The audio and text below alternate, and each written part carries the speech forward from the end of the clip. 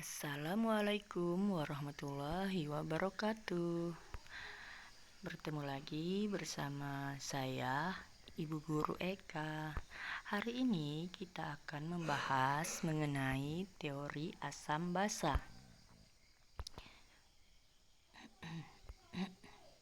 Terdapat 3 teori yang menerangkan mengenai asam dan basa, yaitu yang pertama, teori asam basa Arrhenius.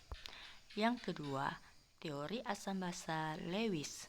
Dan yang terakhir, yang ketiga, yaitu teori asam basa Bronsted-Lowry.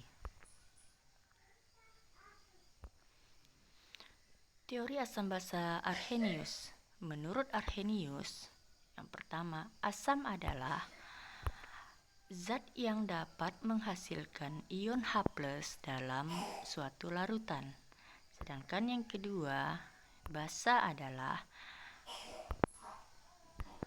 zat yang dapat menghasilkan ion OH- dalam suatu larutan. Jadi bisa diingat, menurut Arrhenius itu asam adalah menghasilkan ion H+ dalam larutan, sedangkan basa menghasilkan ion OH- dalam larutan. Begitu ya perbedaannya. Mudah bukan? Selanjutnya, teori asam basa Lewis. Menurut Lewis, asam adalah penerima pasangan elektron bebas dari basa, sedangkan basa adalah pemberi pasangan elektron bebas untuk asam. Jadi di sini adanya penerima dan pemberi pasangan elektron bebas ya. Asam itu penerima, sedangkan basa adalah pemberi. Selanjutnya adalah teori asam basa Bronsted-Lowry. Menurut Bronsted-Lowry, asam adalah zat yang dapat memberikan H+ pada zat lain atau sering disebut dengan donor proton. Jadi pemberi proton ya. Di sini ciri umumnya itu harus memiliki atom H.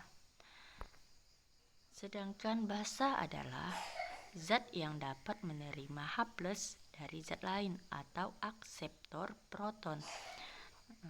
Ciri umumnya harus memiliki atom O atau pasangan elektron bebas. Jadi di teori asam basa Bronsted-Lowry ini adanya donor dan akseptor proton. Ya, ada yang penerima H+ dan pemberi H+ ya. Kalau asam itu pendonor proton, jadi memberikan H+-nya, sedangkan basa itu penerima H+. Dari teori asam basa Bronsted-Lowry ini kita bisa mengetahui pasangan asam basa konjugasi. Nah, di sini memiliki ciri berbeda 1 H+ ya. Contohnya yaitu Ha ditambah B menjadi amin ditambah Hb+, di mana Ha dan A ini adalah pasangan asam basa konjugasi, di mana Ha ini bersifat sebagai asam dan amin itu sebagai basa, karena ada perbedaan 1 H ya. Sedangkan di sini B dan Hb+ adalah pasangan asam basa konjugasi, dengan B itu basa dan Hb+ sebagai asam. Ha sebagai asam, aminnya sebagai basa. Kalau B-nya sebagai basa, Hb+-nya sebagai asam. Nah, seperti itu ya. Sebagai tambahannya, itu asam dan basa ini dapat dikenali dengan menggunakan indikator. Indikator yang sering digunakan dalam praktikum ada 3, yaitu lakmus merah.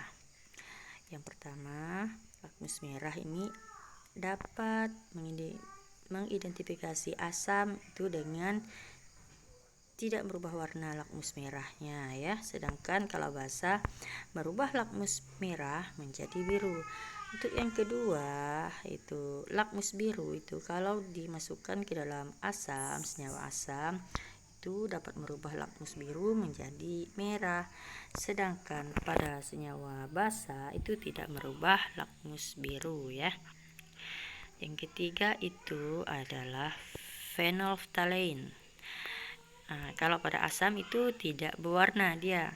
Sedangkan pada senyawa basa itu berubah menjadi warna merah muda. Nah, sekian dari saya, kita masuk ke tugas ya, dimana tugas ini seharusnya dikerjakan di kelas, tapi kalau tidak ada waktu ya tugasnya kita jadikan PR, tidak apa-apa, minggu depan dikumpulkan. Nah, di sini tugasnya berbunyinya seperti ini. Dari reaksi asam basa berikut, jabarkan pasangan asam basa konjugasinya dari setiap reaksi ini. Ya, yang pertama RNH2 ditambah H2O menjadi RNH3+ ditambah OH-. Jadi di sini nanti ditentukan yang mana asam, mana basa ya. Ini pasangan asam basa konjugasinya ya, seperti itu. Seperti yang contoh tadi ada di slide yang sudah kita bahas.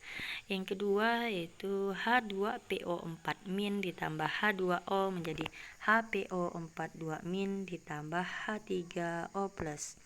Yang ketiga HCO3- ditambah H2O menjadi H2CO3 ditambah OH-. Nah, sekian dari saya, semoga tidak ada masalah.